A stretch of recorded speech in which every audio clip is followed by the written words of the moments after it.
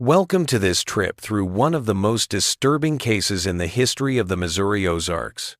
Before we start, please let me know where you're watching from and what time it is when you listen to this narration. We want to know where and when these documented accounts are getting to. In 1912, the small town of Ellsworth Creek in the Missouri Ozarks was about to become the site of one of the most disturbing events in the region's history. On that cold November morning, what happened at the Tenney County Courthouse would be systematically erased from official records, only talked about in hushed tones, and eventually banned from history books. The event, which locals would later call the Silence, killed 17 people. But what makes this case especially disturbing is not just the loss of life, but the careful effort to erase it from people's memories. Documents found in 1965 while the county archives were being renovated show that the massacre happened on the 12th of November, 1912, during what should have been a normal court hearing. A land dispute case between the well-known Keller family and some local farmers was being heard by Judge Everett Holcomb. People said that the courthouse was full that morning. 17 people were dead by noon. There were no gunshots or screams, just silence. People still wonder what really happened inside those courthouse walls. The few documents that are still around point to something much more complicated than just a violent act. They point to a planned erasure, a group decision to forget, and a town that is ready to bury its past along with its dead. There is no record of this event at the Tenney County Historical Society. It is very clear that the local newspaper archives from November 1912 are missing. Even the records of the cemetery aren't always accurate.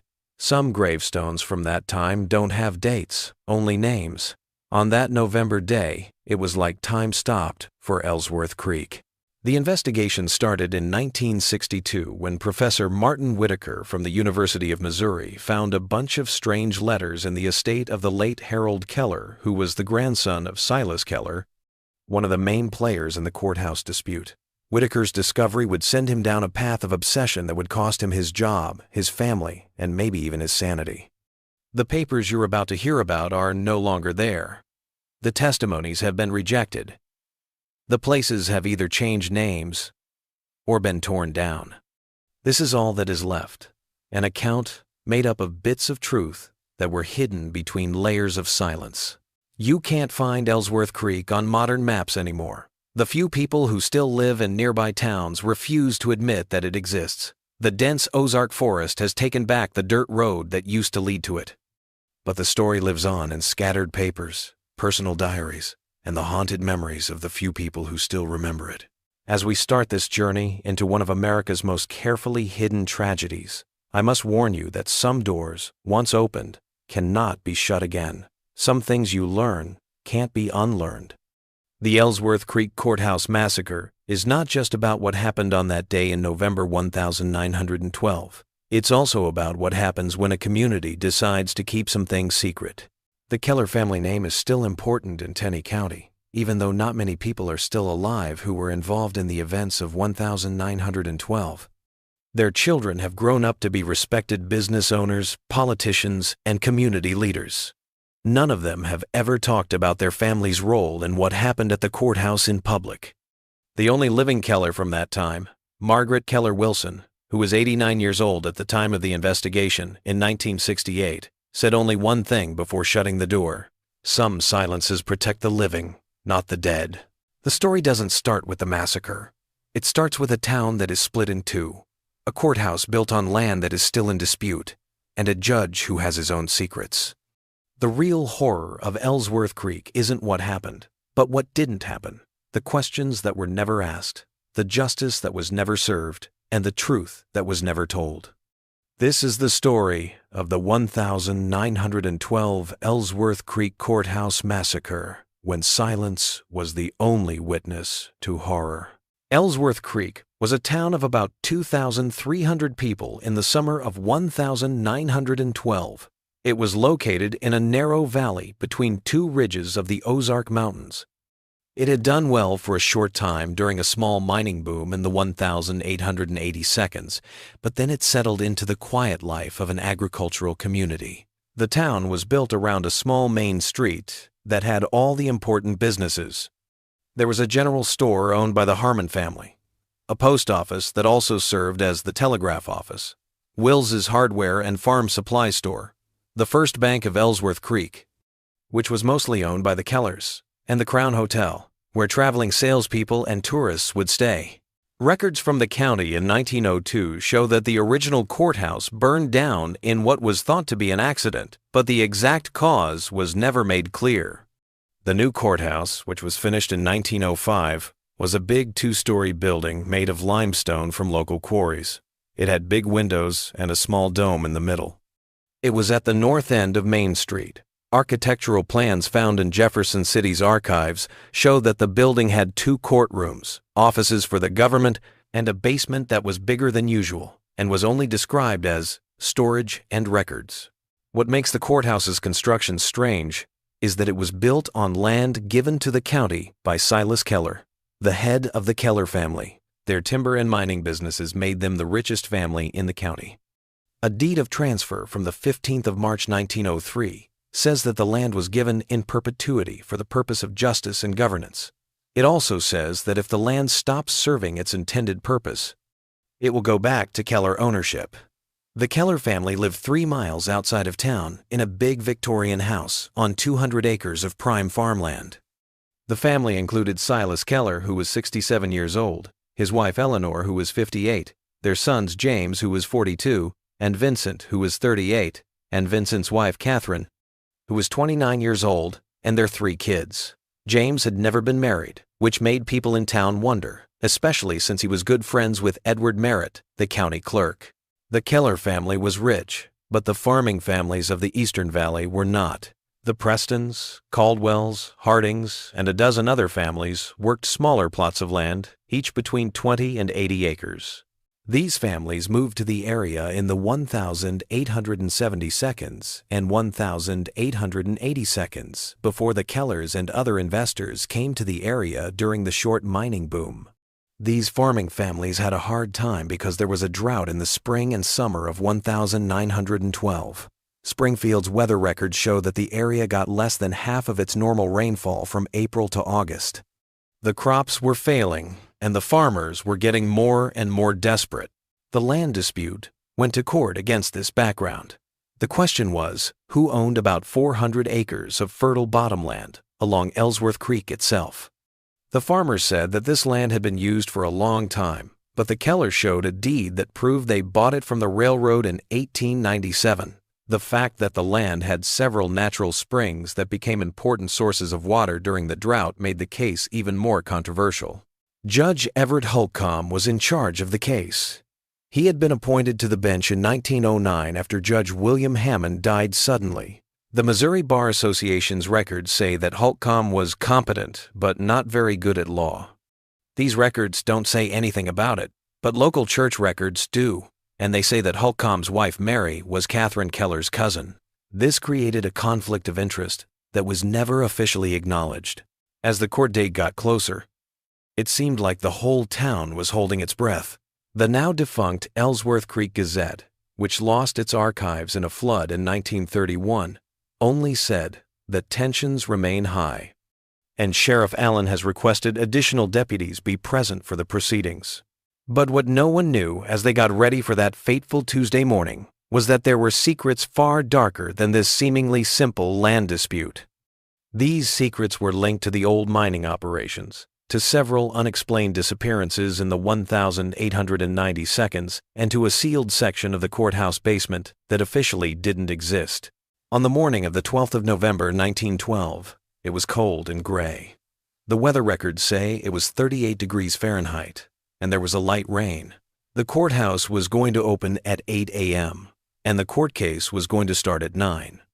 Howard Price, Ellsworth Creek's only taxi driver, said later that people were already gathering outside the courthouse by 7:30, even though it was unseasonably cold.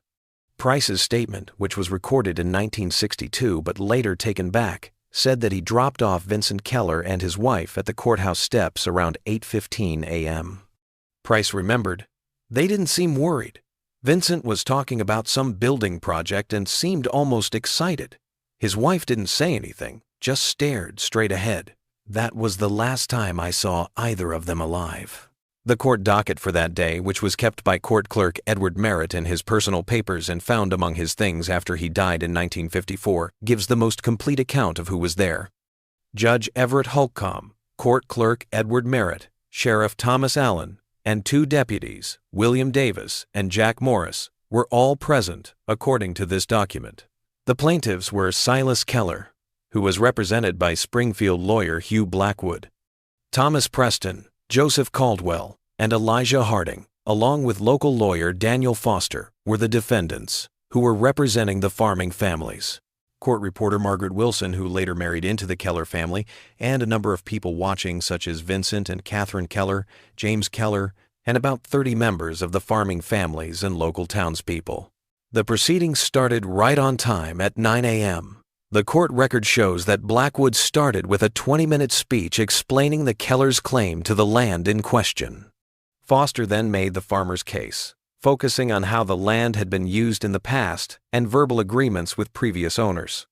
The last official entry in the docket says 10:17 a.m.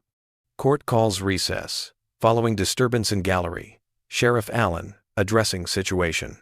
What the disturbance was is still not clear, and there are no more entries in the court record. At about 12:30 p.m., telegraph operator Samuel Wilson sent an urgent message to the sheriff's office in the nearby town of Forsyth saying, "Help needed right away at Ellsworth Creek Courthouse. Situation unclear." No response from local law enforcement. When deputies from Forsyth got there around 2:15 p.m., they found the courthouse doors locked from the inside. According to their report, which was filed but later taken down from official records, they were met outside by a clearly shaken Edward Merritt, who said, "It's been handled. There's no need for outside involvement." The Forsyth deputies went back to their own area without going into the courthouse. There was never an official report of any incident. Even though later evidence would show that a lot of people died that day, the county register did not show any deaths. An entry in the diary of Emily Harmon, the wife of the general store owner, is the first sign that something terrible has happened. The entry from the 13th of November, 1912, says, "Store closed today." George says, "We're not to speak of it ever. God forgive us all." For the next few weeks, the Ellsworth Creek Gazette didn't say anything about the court case, the alleged disturbance, or any deaths. Regular columns and ads kept running, but some businesses, like Wills's Hardware, the Crown Hotel, and the Harmon General Store, were listed as temporarily closed without giving a reason. The December 3, 1912 issue finally had a small notice that said, "The case of Keller versus Preston et al. Has been resolved privately to the satisfaction of all parties." The community thanks Judge Adams from Forsyth for stepping in to oversee county matters temporarily. Judge Holcomb was never mentioned again in any public record in Ellsworth Creek. Sheriff Allen and his deputies weren't either. No one talked about their disappearances, and neither did the disappearances of several members of the farming families who had been there that day. An expense report from the Ellsworth Creek Bank to Silas Keller on the 20th of November 1912 was the first real proof that something terrible had happened. In 1963, a sealed vault in the old bank building held the report, which showed payments to a St. Louis cleaning company, a carpentry company for courthouse repairs, and a large payment to each of 6 families labeled only as "settlement in full." By Christmas 1912, all available records show that life in Ellsworth Creek had returned to normal, or at least to a level of normalcy that the remaining residents had all agreed to keep. There was a new judge, sheriff, and court staff when the courthouse opened again. No one ever brought up the land dispute again. The property that was in dispute stayed uncultivated and slowly turned back into wilderness. There were 17 new graves in the town cemetery, all with simple markers that had names but no dates.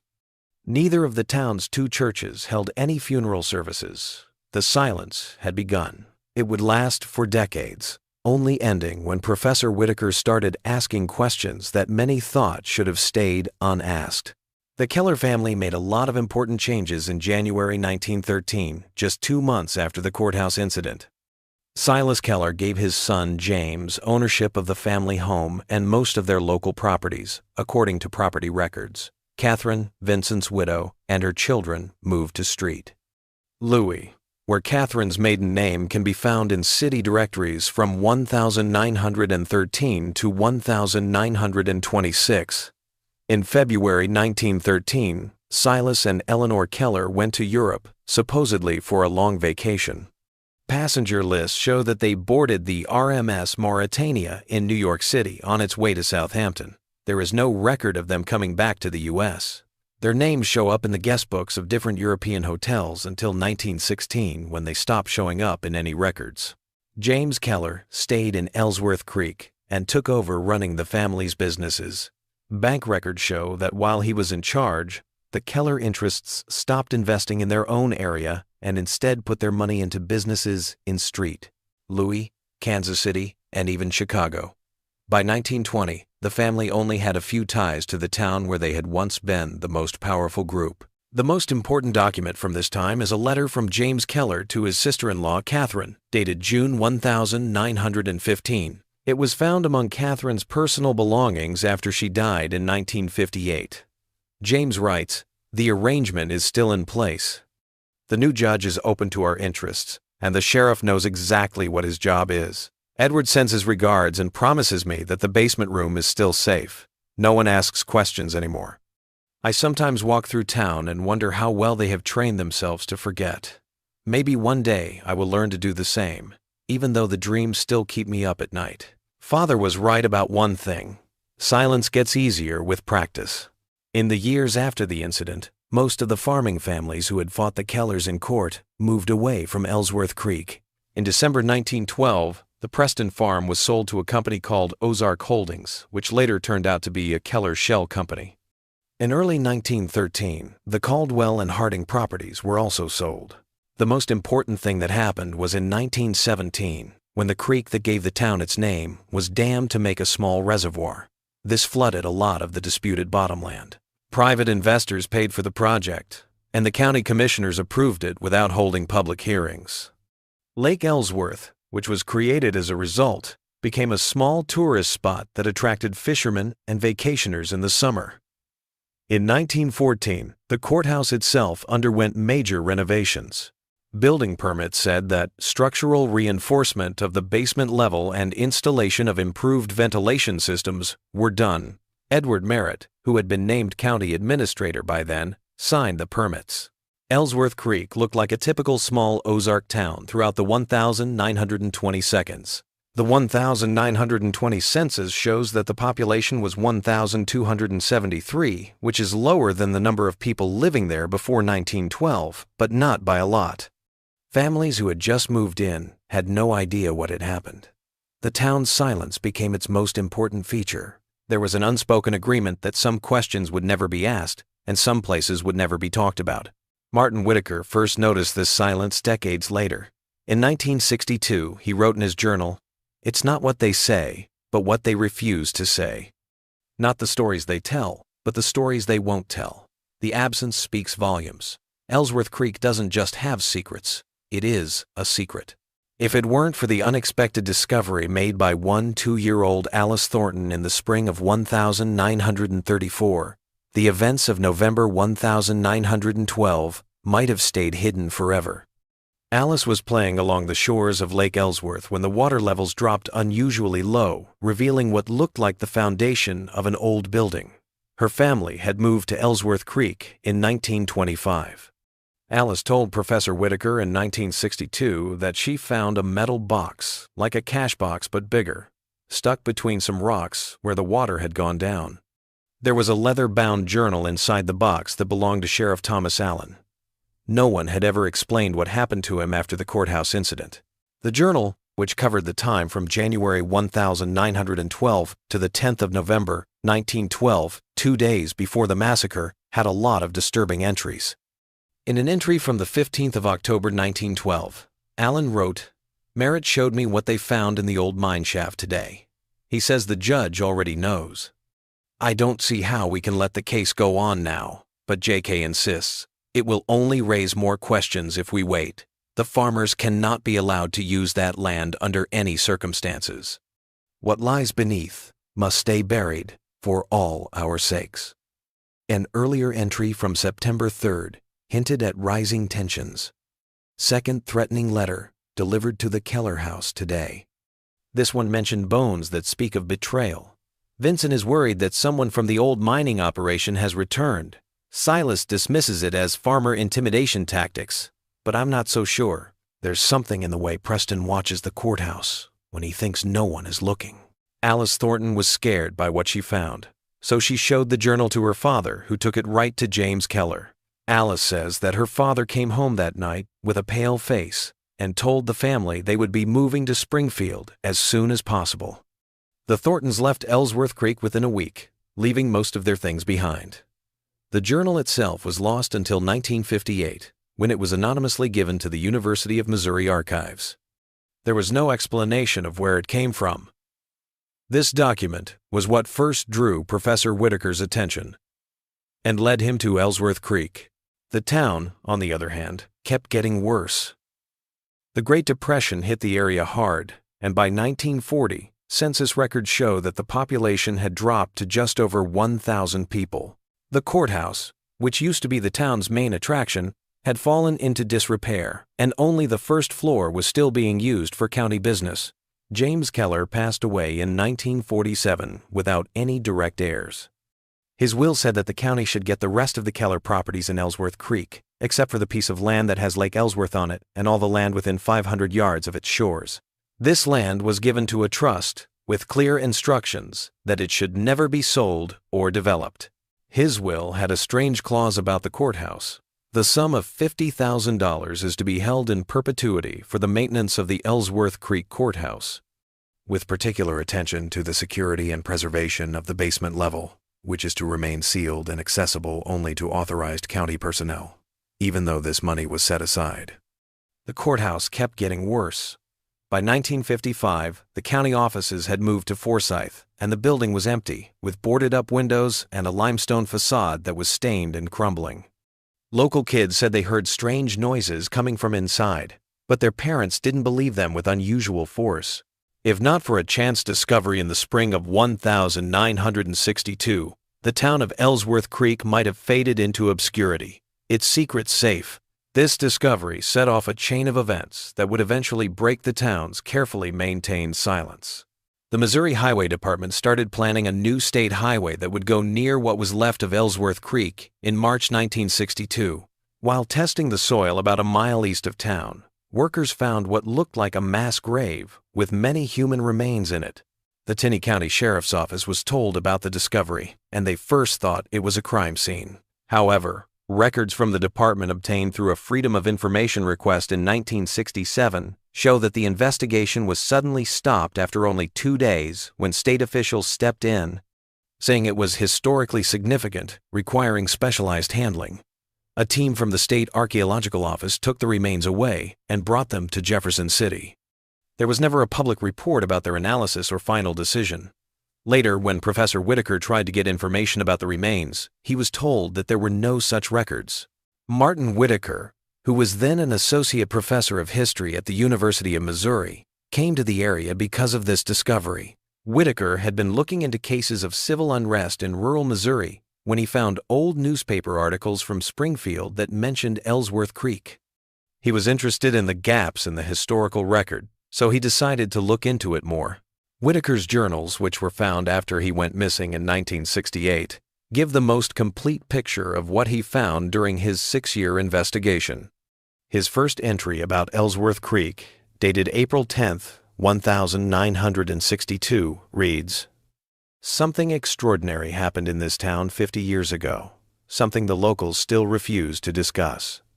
I've conducted interviews with 7 residents today, all over the age of 70, all of whom claim to have no knowledge of any unusual events in 1912.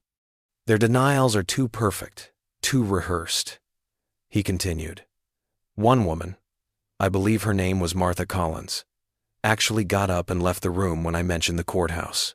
Her daughter followed me outside and warned me to stop asking questions for your own good.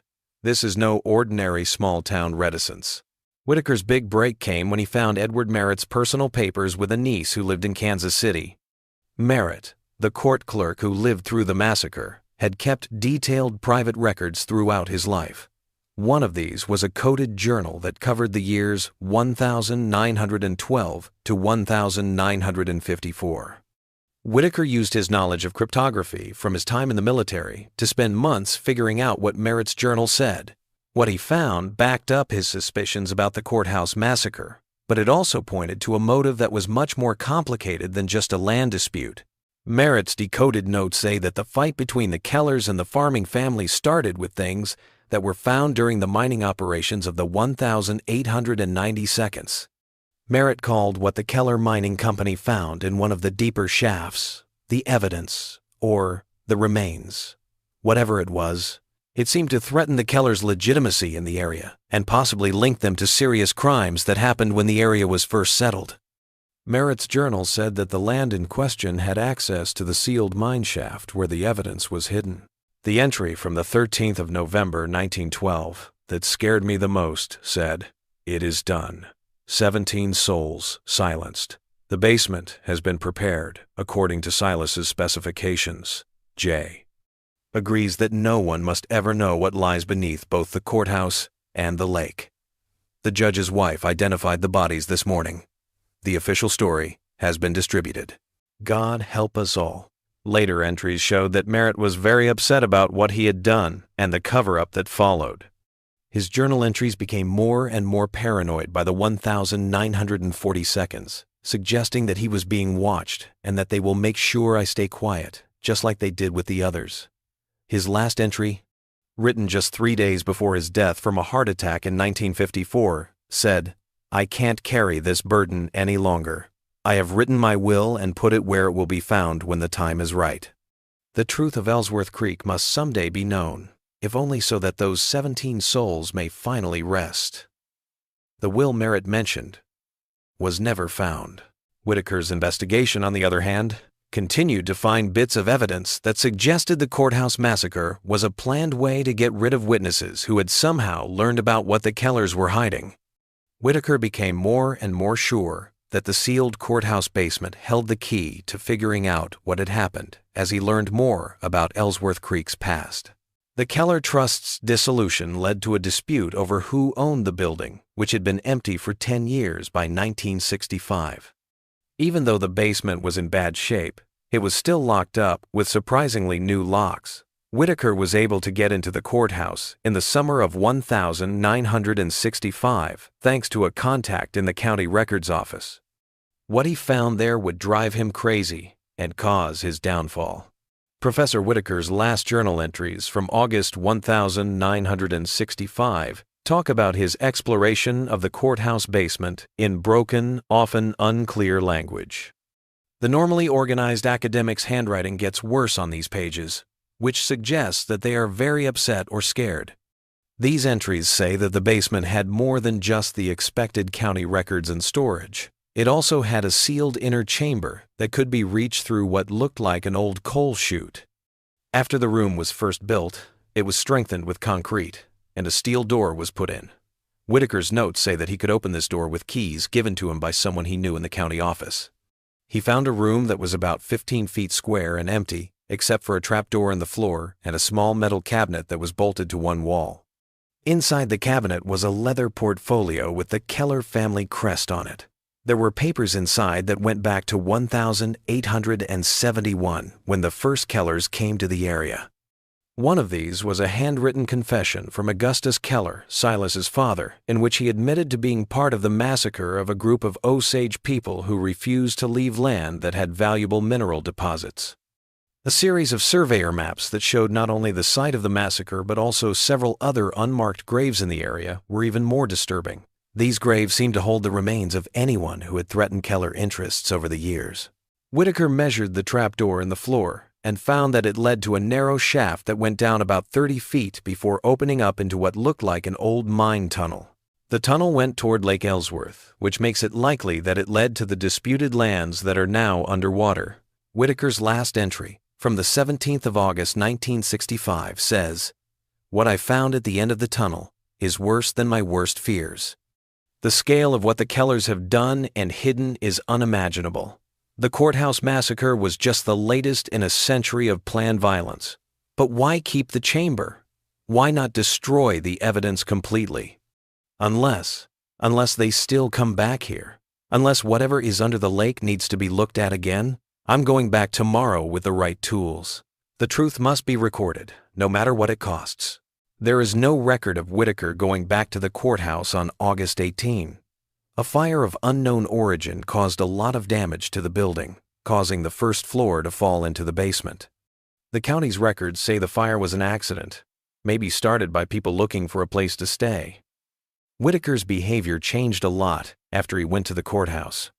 People at the university noticed that he was becoming more paranoid and acting strangely. He stopped teaching because he was worried about his health and focused all of his time on his research on Ellsworth Creek. By early 1966, he had moved to a small cabin near the site of the old town, where he lived alone more and more. Some people who lived nearby said he was haunted and obsessed with the lake. He was often seen taking water samples and making detailed notes about how the water level changed. Whitaker sent a manuscript to the University of Missouri Press in October 1966. It was called Silence and Blood: The Hidden History of Ellsworth Creek. The editorial board turned down the manuscript because it lacked sufficient documentation and contained too much speculation. No copies of the manuscript are known to exist because Whitaker is said to have destroyed it after it was turned down. The last letter he sent was to his daughter in Street Louis on the 3rd of March 1968. He wrote, "I know now why the town stays quiet, even after all these years. It's not just fear or shame. It's something deeper, something in the water, something in the ground itself. I've traced the connections now, from the courthouse to the lake to the old Keller estate. They're all connected, underground, physically and metaphorically. What happened in 1912 was just one example of something that has been happening here since the first settlers arrived. I have to finish this investigation for all our sakes. If I don't contact you by the end of the month, send the package I left with you to the address I enclosed. Tell no one else." The package was never sent. Whitaker's daughter went to the Ozarks to see her father after reading the letter and being worried about its tone. When she got there, she found his cabin empty. They had taken all of his research papers, journals, and pictures. The only thing left was a page torn from a journal that said, "The water is rising. They're opening the tunnels again."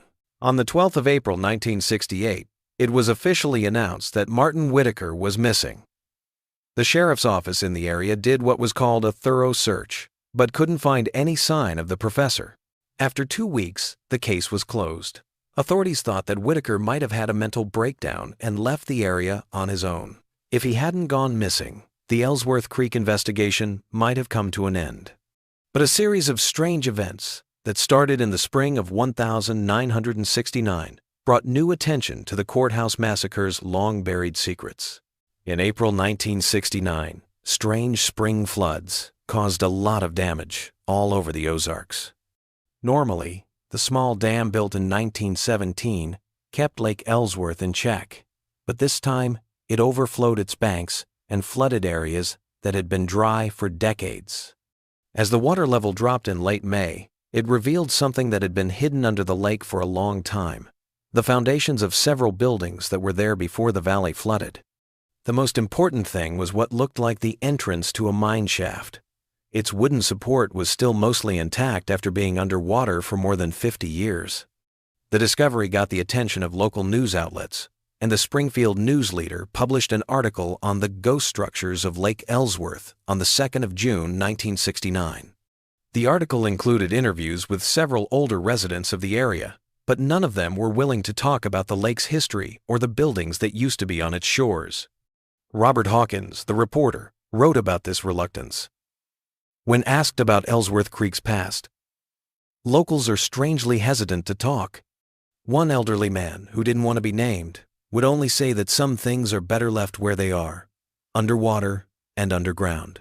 After the article came out, Hawkins started getting anonymous calls and letters with bits of information about Ellsworth Creek, especially about what happened in November 1912.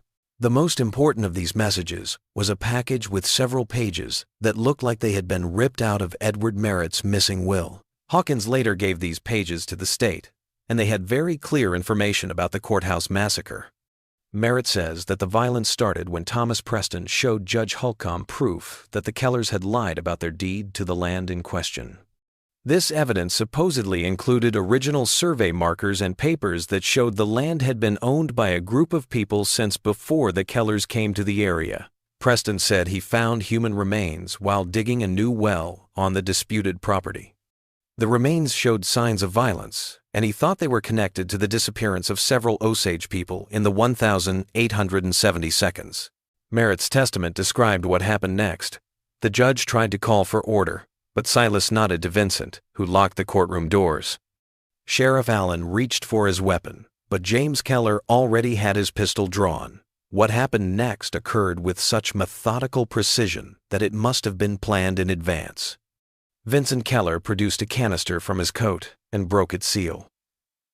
A strange mist filled the room, not quite a gas, but something that seemed to cling to the skin and enter through the pores.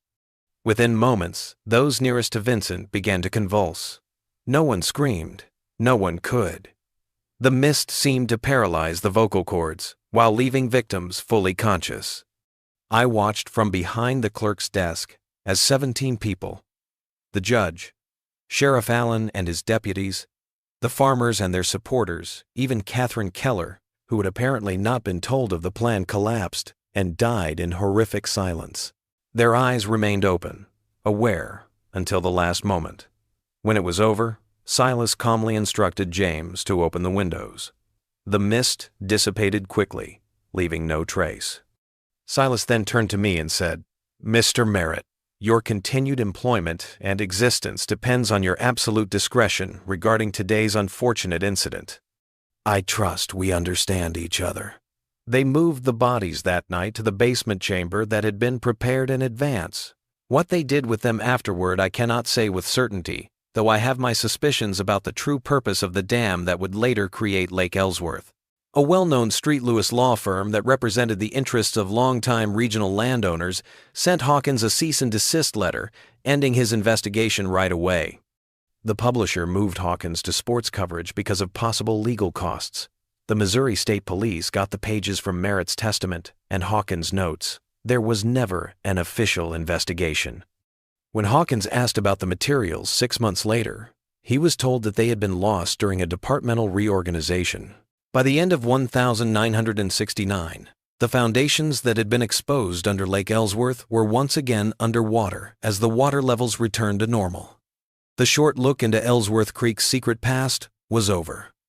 Local officials put up no trespassing signs around the lake because they were worried about the environment. The town of Ellsworth Creek itself was still slowly disappearing. The census records from 1970 showed that there were only 86 people living there, most of whom were older. The last business, a small gas station and convenience store, shut down in 1974. By 1980, the town was no longer an official city, and the forest had taken back the streets and buildings that were still there. There isn't much physical evidence left of Ellsworth Creek or the tragedy that happened there. In 1972, the county tore down the courthouse ruins as part of a project to make the area look better.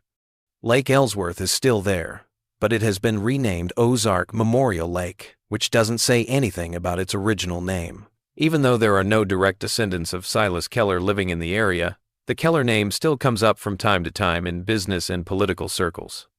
The family's huge fortune was eventually given to a number of foundations and businesses, but the origins of the money were hidden by decades of careful money management. What really happened in the Ellsworth Creek Courthouse on the 12th of November, 1912, may never be fully known. A conspiracy that lasted for generations has erased the names, faces, and last moments of the 17 victims from history. Their suffering has been silenced.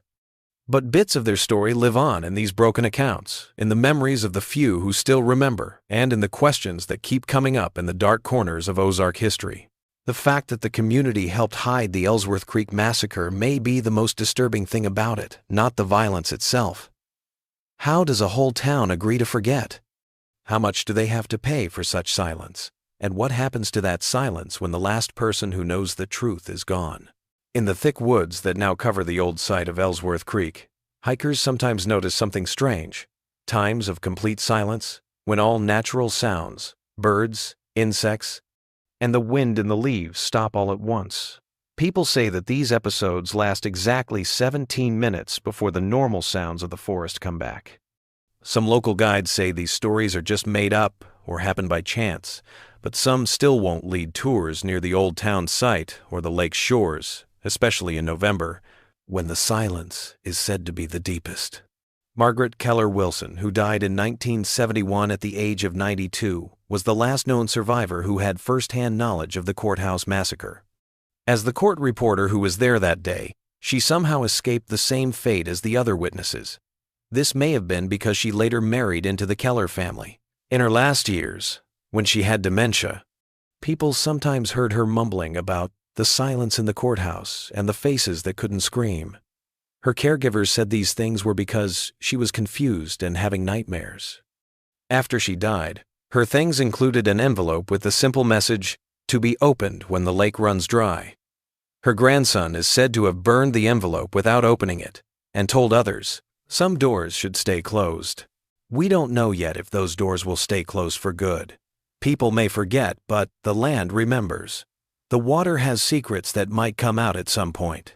And in the quiet of the Ozark forests, 17 voices are waiting to be heard. If you want to find out the whole truth about the Ellsworth Creek Courthouse Massacre, be careful. Silence can mean more than just not making noise. Sometimes it's the presence of something else, something that has learned to move, breathe, and watch from the spaces between words and the shadows between thoughts. The town that chose to forget may be gone, but its silence lives on. It spreads, page by page, whisper by whisper, and it is still reaching out to you. The Ellsworth Creek tragedy goes much deeper than what has been reported so far, showing new levels of horror and new aspects of the silence that had taken over the town and its people. Harold Jenkins, who was a deputy in Tenney County from 1948 to 1962, gave one account that was especially disturbing. Jenkins talked about something that happened during the spring floods of 1,952 inches, an interview that was recorded in 1967 but never aired. Someone called us about something washing up on the shore of Lake Ellsworth. This was during that big flood when the water rose almost 15 feet above normal. Sheriff Collins and I drove out there, expecting to find a drowned deer or some old farming tools. What we found instead. Jenkins stopped for almost 30 seconds before continuing. We found a metal box, like an old-time steamer trunk, but it was made of thick steel. The flood had moved it from somewhere and pushed it up against a group of sycamores near the old dam. Jenkins said that when they were able to open the container, they found it full of personal items, like watches, wedding rings, eyeglasses, wallets, and other things that people who went to the courthouse would have had with them. There were 17 packages in all, and each one was carefully wrapped in oilcloth and labeled with initials. Sheriff told me to reseal the trunk and help him load it into the cruiser. When I asked what we were going to do with it, he just said, "Same thing they did in 12-0. We drove it to the Keller estate, not the old house that had been abandoned by then, but to that caretaker's cottage where James Keller's lawyer lived. The lawyer didn't seem surprised to see us. He just nodded and had his groundskeeper take the trunk around back." Next day, Sheriff Collins called me into his office and said if I ever mentioned what we found to anyone, I'd be fired on the spot. Said it was a county matter that predated both of us. Jenkins's story gives us a rare look at how the conspiracy of silence was kept up over the years, with local officials still looking out for the Keller family's interests decades after the massacre. It also implies that the 17 victims weren't just killed, their identities were systematically taken away, and their personal belongings were kept as some sort of creepy inventory. In 1963, a retired postmaster from a nearby town said that for decades, mail addressed to certain families, the Prestons, Caldwells, and others who had gone missing after the courthouse incident, was still being delivered to a special post office box registered to the Keller Mining Company. This was more proof of the cover-up that had been going on for generations. It seems that this arrangement was made in December 1912 and lasted until James Keller died in 1947. It was clear what the Kellers had done. They had not only killed witnesses, but they had also gone to great lengths to make it look like these people had just moved away. People said that responses to letters were faked, money orders were sent to distant relatives from time to time, and change of address forms were updated on a regular basis. There was a whole fake paper trail of fake lives made up to hide 17 deaths. But maybe the most disturbing thing about the Ellsworth Creek case is what Professor Whitaker found under the lake. He wrote about it in his last journal entries, but he never fully explained it. A disturbing picture comes to light when you look at Whitaker's last few months through the eyes of people who talked to him and the notes he left behind. There were indeed a number of mine shafts in the area that is now Lake Ellsworth. These shafts date back to the 1,880 seconds. Geological surveys from that time show that these mines were no longer in use because they only produced small amounts of lead and zinc. Whitaker's research, on the other hand, suggested that the official reports were wrong and that the Kellers had found something else deep down that they went to great lengths to hide. Whitaker's notes contain several references to unusual archaeological finds, such as pre-Columbian remains that don't match any known culture, artifacts that aren't from indigenous people, and, most mysteriously, evidence of practices that don't fit with known human societies. These pieces of evidence suggest that the Kellers may have found an old site of some importance, like a burial ground or settlement that was there before Native Americans lived in the area. More worryingly, both Merritt's coded journal and Whitaker's notes talk about things still happening at the site long after the mines were officially closed.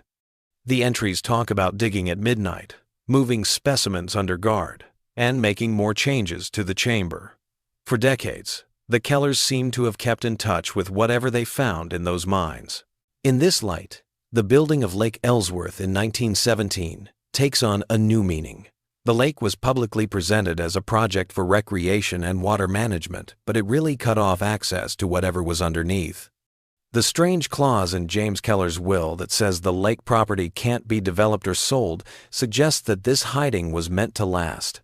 Whitaker collected a number of local stories about strange things that happened at the lake, such as temperature changes that didn't make sense, sounds coming from below the surface that couldn't be explained, and times when the water became unnaturally clear, revealing the structures below. An old fisherman said that on some nights when there was no moon, the lake seemed to emit a faint glow, like when swamp gas catches the light, but there wasn't any light to catch. Whitaker's water samples, which were analyzed at the university's lab, reportedly showed trace elements that aren't usually found in Ozark water sources. These included strange amounts of rare earth metals and organic compounds that couldn't be identified right away. The professor's notes say that he sent bigger samples to a specialized facility in Chicago, but there is no record of what happened. It becomes clearer how the Courthouse Massacre is connected to what was underneath the lake when you read the evidence carefully.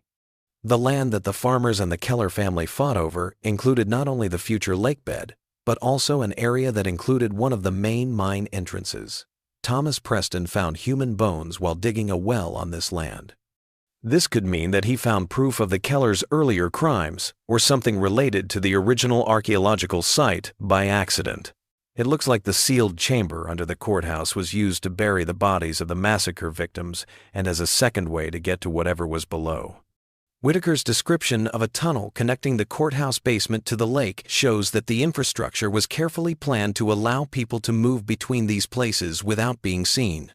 The most troubling thing is that the massacre may have had a purpose other than just getting rid of witnesses. Merritt's will says that the bodies were prepared in the basement chamber before being moved to the main site. This makes it seem like the victims may have been somehow involved in whatever was being kept under the lake, which is a thought that is too horrible to fully think about. After Whitaker went missing, a number of other researchers looked into the Ellsworth Creek case. None of them got as far as the professor did, and some of them stopped looking into it because of things that happened to them. In 1972, a graduate student from Louis University said that unmarked cars followed her every time she went to the area. A freelance journalist from Kansas City said that during a trip to the city in 1976, his research notes were stolen from his hotel room several times. In 1980, a documentary filmmaker said that his equipment kept breaking down when he tried to film near the lake or the old town site. By the middle of the 1,980 seconds, nature had mostly taken back the area. The lake was still there, but a private conservation trust now managed it and only allowed certain people to use it. There were no signs or markers at the site of the Old Town, which is now part of Mark Twain National Forest. Ellsworth Creek was no longer on county maps, and regional histories only briefly mentioned a small settlement that was abandoned during the Great Depression. The planned removal of Ellsworth Creek from official records and public memory is a victory for those who planned the silence. But bits of the truth live on in old papers, in the memories of aging descendants who don't want to talk about it, and in the strange silence that still hangs over the forest near the Old Town site.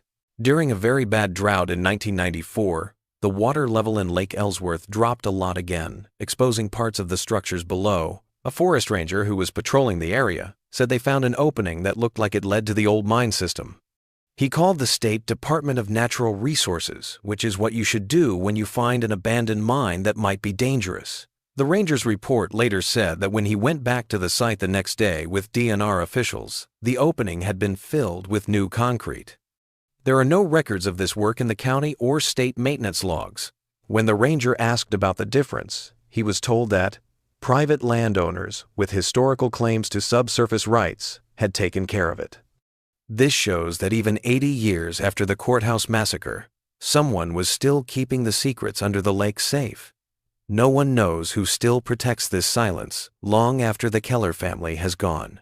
Dr. Eleanor Tanner, a forensic anthropologist, was the last person to officially look into the Ellsworth Creek case. She became interested in the story while looking into patterns of historical violence in rural areas. In 2002, Dr. Tanner tried to find the bodies of the massacre victims by using ground-penetrating radar in places near the Old Town site.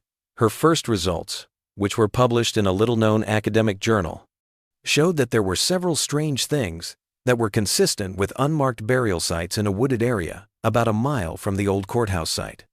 The Ozark Heritage Foundation, a nonprofit group that was later found to be mostly funded by a trust set up by Margaret Keller Wilson's will, bought the land before she could start digging.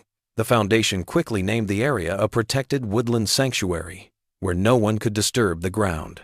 Dr. Tanner's research permits were taken away, and her funding grant was suddenly canceled. When she tried to take the matter to court, she said she faced institutional resistance at every level. In her last article on the subject, Dr.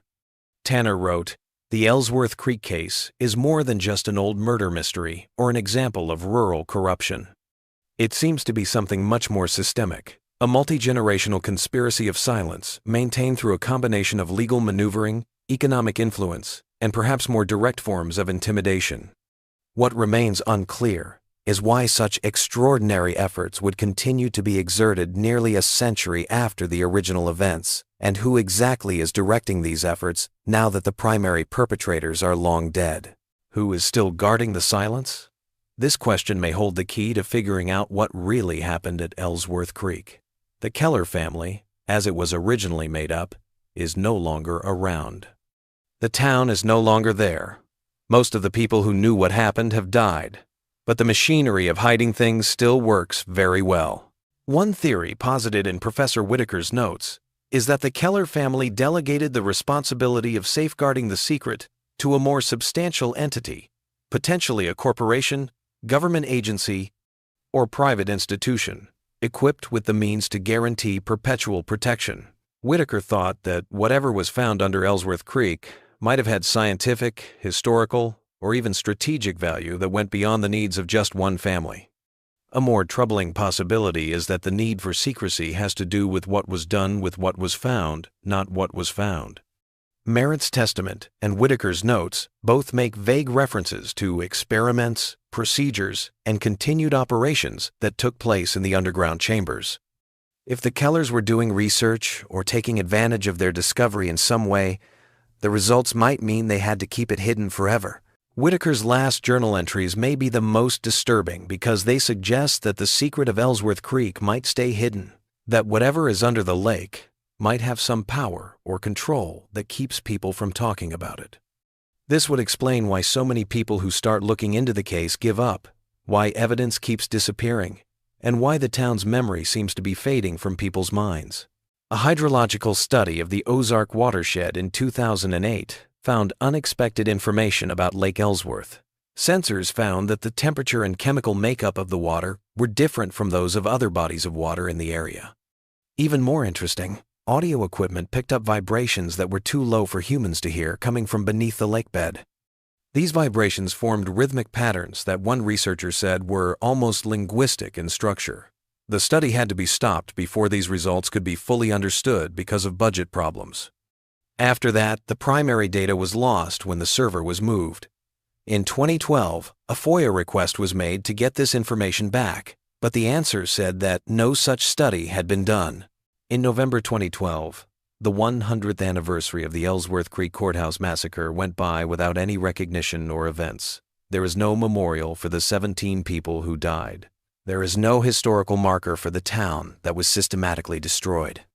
A small regional folklore journal published an article called "The Town That Chose to Forget: Collective Silence as Cultural Practice in the Ozarks," to mark the occasion. The author said that even 100 years later, people in nearby towns were still very quiet when asked about Ellsworth Creek. One older person who was interviewed and only identified as a lifelong resident of Tenney County said this strange thing: "Some silences are just silences, empty spaces where sound should be. But the silence around that place is different. It's full of something that doesn't want to be heard." This difference between empty silence and filled silence may be the best way to describe the main horror of the Ellsworth Creek case. People haven't just forgotten or hidden a tragic event. The act of hiding it has become an active force that keeps changing the world around it. There are no modern maps that show Ellsworth Creek in the area today. Lake Ellsworth, which is now called Ozark Memorial Lake, looks like a small park with limited public access. The forest has taken back most of the town site, but if you look closely, you might see some strange patterns in the landscape, like the straight line of an old street, the rectangle of a former foundation, or the circular depression of a filled-in well. The courthouse used to be the center of the community, but now it is under a group of oak trees that are thought to be about 50 years old. There is nothing that sets this place apart from the rest of the forest, except for a strange quality that many visitors have noticed: an unusual stillness, as if the normal sounds of the woods are a little quieter here. A hiker who went off the marked trails in 2018 said they found a small clearing near this spot where the ground looked like it had sunk, revealing what looked like a man-made stone structure underneath. When he came back the next day with a camera, the hole had been filled in and covered with new soil and pine needles. There had been no storms or maintenance crews in the area. Thomas Keller Wilson, the great-grandson of Margaret Keller Wilson and the current trustee of the family foundation that owns some land around the lake, may be the last person who can directly connect to the original events. Wilson, who is now in his 72nd, has always said no to interviews about his family history. According to public records, he only goes to the area once a year and stays for exactly 3 days before going back to his main home in Boston. These visits always happen in November, which is the month of the Courthouse Massacre's anniversary. Local service providers say that Wilson brings special equipment in sealed cases, but they don't know what kind of equipment it is. He always goes to the lake by himself, usually at night, and people have seen him carrying what looks like a small offering of some kind. One witness said it was like flowers, but not flowers exactly. Whatever ritual Wilson does during these visits seems to fulfill the family's duty to whatever lies beneath Ellsworth Creek. The quiet goes on. The secret is still safe, and the 17 people who died in the Courthouse Massacre are still not being mourned, except by the few people who have put together this broken history. People who are still looking into the case see a pattern. They start out interested, then become obsessed, then paranoid, and finally give up the search, or in some cases, the researcher disappears. People who go too deep say they feel like they're being watched more and more, not just by people, but by something less clear, something that seems to put pressure on their minds. One investigator wrote before abruptly ending his research, "It's not that I'm being threatened, it's that I'm being convinced." Influenced to accept that some questions shouldn't be answered, some doors shouldn't be opened. The most terrifying aspect is how reasonable this suddenly seems, how the silence begins to feel protective rather than concealing. This psychological aspect may be the most insidious part of the Ellsworth Creek case. the way the silence seems to reproduce itself in those who encounter it, creating a contagious belief that some secrets are better left undisturbed. The truth, on the other hand, is still buried under layers of lies, protected by both human and possibly other means, and is waiting to be found by people who are willing to risk not only outside opposition, but also the internal pull to stay quiet. The last person to testify about Ellsworth Creek is a hospice nurse who took care of Thomas Keller Wilson in 2022 during his last days. An anonymous account she shared with a regional historical society says that Wilson became more and more agitated in his last hours, trying to say something about the obligation and the feeding over and over. In his last clear moment, he is said to have taken the nurse's hand and whispered, "It's hungry again.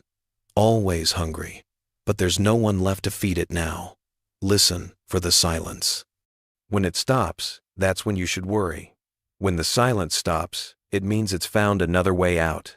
Wilson died before he could explain what he meant by these strange words. According to his will, his body was cremated right away. The nurse who told the police about his last words quit her job not long after and has not been found since.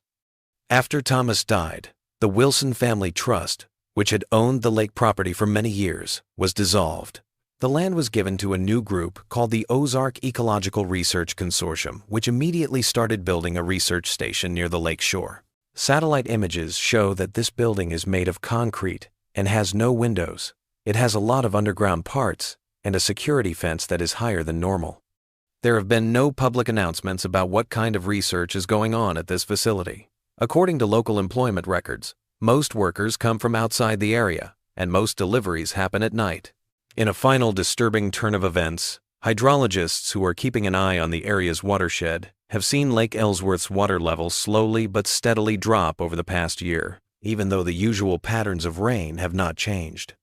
If this trend keeps up, parts of the lakebed may be exposed in the next 5 years, which could reveal what has been hidden under those waters for more than a century. We don't know yet if this exposure will finally give us answers, or just more questions. For generations, Ellsworth Creek has been quiet. This has been kept up through both normal and maybe more mysterious means.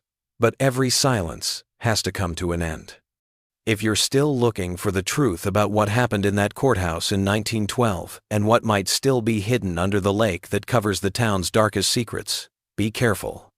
Some investigations change more than just what we know about the past. There are some secrets that can't be hidden again once they are found. And some silences, once you break them, let things out that can't be silenced again.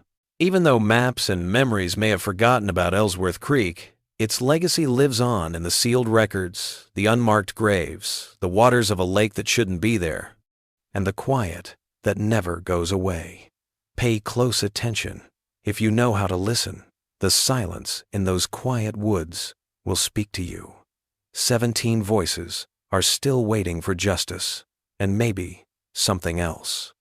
They are waiting under the water, getting hungry after more than a century of being patient in the dark. The truth about Ellsworth Creek is still hidden, but it's not dead, never dead. Simply waiting in silence.